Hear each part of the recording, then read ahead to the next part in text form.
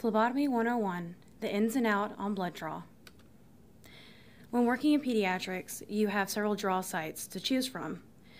In all ages, you can go from an antecubital, an AC. You can go for a hand, a forearm, or a finger. Whereas in infants, you can go in an AC, a hand, a forearm, a saphenous, and a heel. You need to be careful when you're drawing blood from pediatrics because they only have so much volume to give. In this slide, I have a weight-based maximum blood draw. So 2 to 5 kilograms would be 5 mLs, 6 to 10 would be 10 mLs, 11 to 20, 20 mLs, 21 to 40, 40 mLs. Anything above that you can get away with just about any blood draw you want. But if you are asked to draw more than what is max, the max for the child that you're drawing for, you have to have the doctor's permission and they have to write an order for it. A venipuncture in a pediatric patient, there are 2 different size butterflies that we use.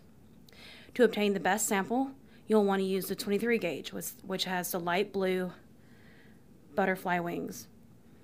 We also have the 25 gauge, which are the dark blue butterfly wings, but be warned, specimens do clot when using the dark blue. When drawing labs, do not forcefully pull back on the syringe. This could actually cause the red blood cells to separate, which is lysis, so causing your hemolysis. If there are any signs of swelling or even a blown vein, go ahead and remove the needle because that too can contribute to your hemolysis.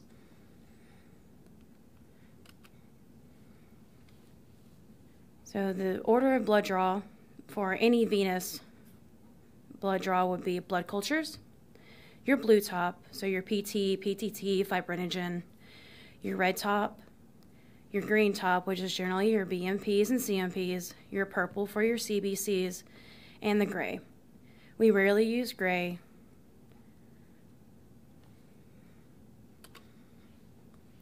In pediatrics, it's also acceptable to use finger sticks. We use it in our glucose all the way to a CBC draw. When using these, you need to be cautious of the age that you're using them on and also the size that you're using. When selecting a finger, the best fingers to use are the ones that the patient does not use readily. So try to go for your ring fingers or your middle fingers. If you're looking to draw 2 or more pediatric bullets, you'll want to use the blue lancet. This is going to be your deepest lancet and it'll get you the most blood. But also be careful what age you use this on and what site you use it on. Generally, if you use it on a pediatric's heel, you're not going to get a lot of blood flow. For the pink and the purple, those are going to be your 2 smaller lancets and can be used for your glucose.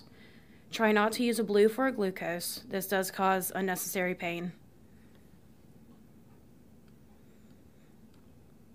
For a capillary stick, when you're sticking, you want to always allow the alcohol to dry on the finger before you stick, and then wipe away the first drop of blood.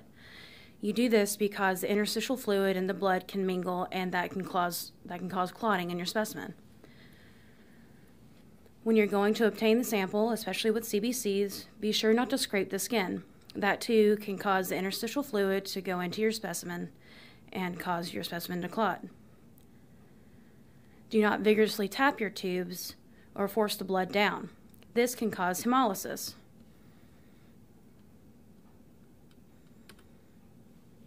So when you're sticking, you want to go for the fatty portions of the finger. Try to go to either the left or the right, but go with gravity. When you're looking at your finger, you'll see the nail bed, and you'll see the fatty portion that's at the very tip and at the edge of the nail bed. That's where you'll want to stick.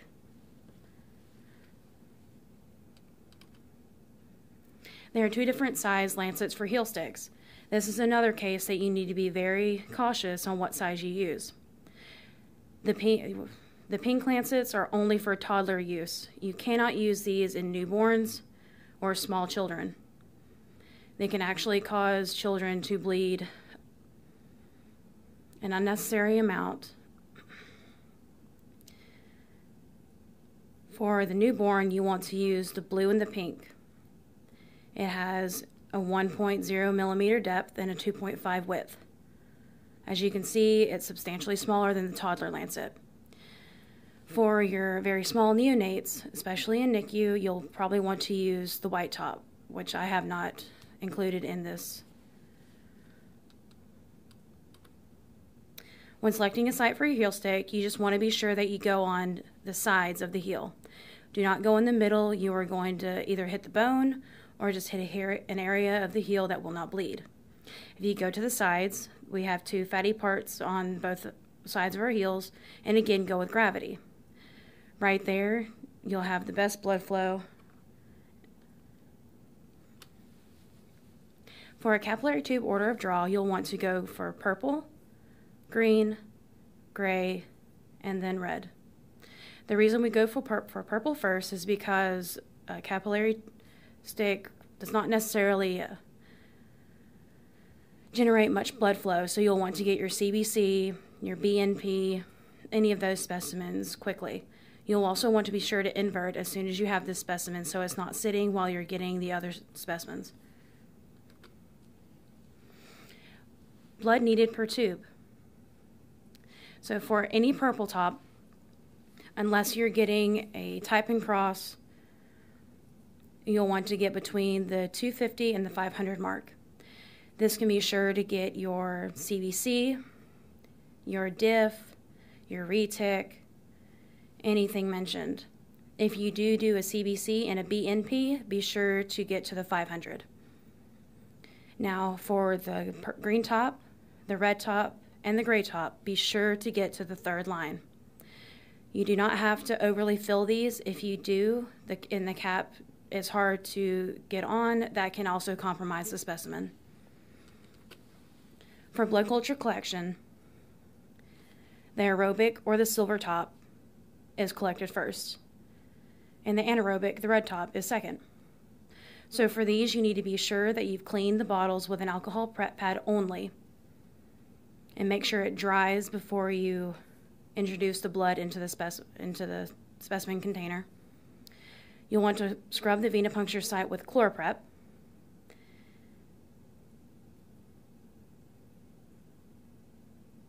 When labeling, you'll need to put the patient sticker on there, put your time, your lab code, and be sure to state where the specimen was drawn. If it was from the right AC, state the right AC.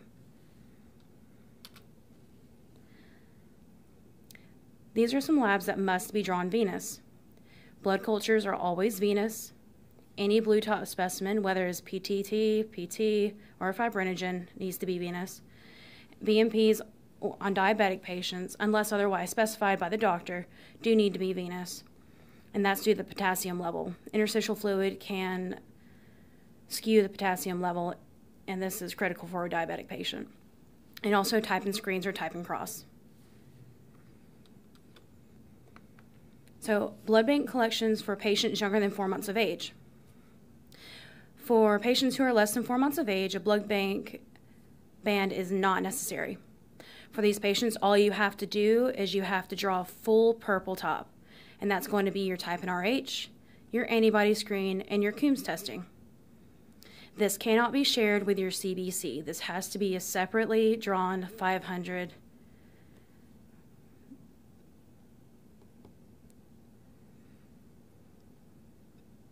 purple top. When labeling your specimen, be sure to write your tech code and your time. There are designated spots for both. Always be sure to write in military time and label your large tubes with your large labels and your capillary tubes with your little labels. You do not have to write your time or code on the little labels. Just be sure to send the specimen labels with the specimen.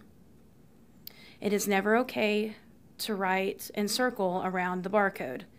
The only time you'll want to write beside the barcode is when you're labeling for a blood culture specimen, but be sure to not overlap with the barcode. If you do, you will need to have new stickers reprinted because this can cause the specimen to be rejected on the line. Label placement.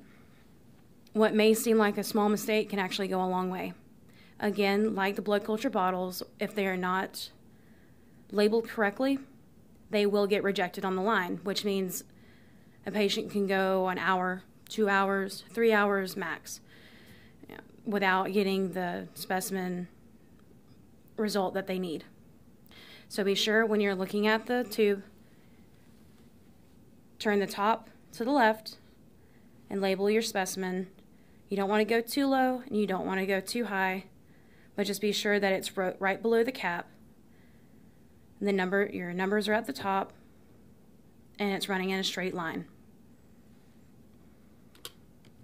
For downtime requisitions, sometimes these are necessary, especially in the children's ER. To do so, I have an example here. You'll want to put a patient label on every single page. Your department keeps the pink page, and the rest goes to the lab. From there, all you need to do is fill out your department, the performed time and date, the ordering physician, what the doctor wants, who completed the requisition, and the date and time. So here are some special need to know about blood draw. If the label says freeze, you do not have to put it on ice. The only time that you'll have to put a specimen on ice is when it specifically says ice. All the freeze means is just that when the lab gets to the lab, when they spin it down from whole blood to serum, they will freeze the serum. If the label does not print off before calling the lab, try to go to labcorps.com and search. The big thing is this lab could be a send out, and by doing so, you have skipped going through the lab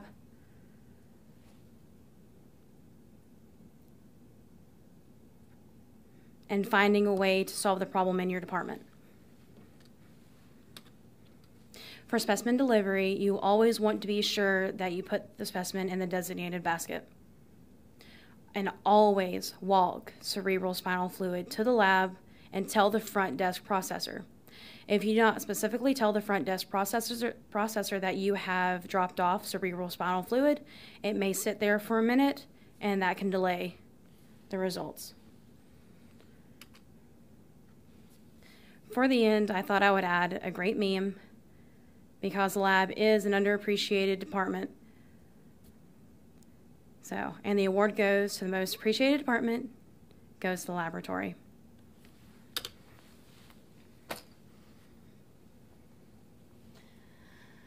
Oh, that was painful.